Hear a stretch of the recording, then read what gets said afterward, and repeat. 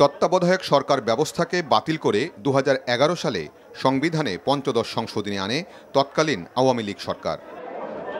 এর আগে সে সময়কার প্রধান বিচারপতি খায়রুল হকের নেতৃত্বাধীন আপিল বেঞ্চ সংখ্যাগরিষ্ঠতার ভিত্তিতে সংবিধানের ত্রয়োদশ সংশোধনীকে অবৈধ ঘোষণা করে তত্ত্বাবধায়ক সরকার ব্যবস্থা বাতিল করে রায় দেন।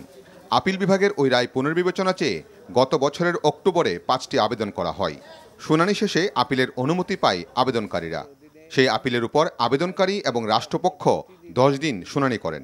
৮ জন অ্যামিকাস কিউরির মধ্যে ৭ জন যে বক্তব্য দিয়েছেন, সকলের বক্তব্য বাদ দিয়ে খায়রুল হক তিনি তার নিজের ইচ্ছামতো রাজনৈতিক উদ্দেশ্য প্রণোদিতভাবে এই জাজমেন্টটি দিয়েছেন। বৈধ ত্রয়োদশ সংশোধনীকে অবৈধ করতে গিয়ে তিনি তার ব্যক্তিগত অভিজ্ঞতা, রাজনৈতিক কিছু বিষয় সামনে এনেছেন, যেটি বিচারক এবং বিচারিক প্রক্রিয়ার সঙ্গে যায় না।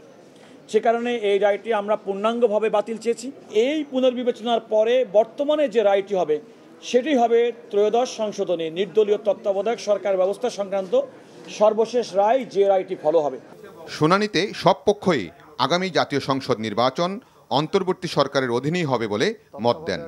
আর চতুর্দশ জাতীয় সংসদ নির্বাচন থেকে তত্ত্বাবধায়ক সরকারের অধীনে নির্বাচন হবে বলেও মনে করেন তারা।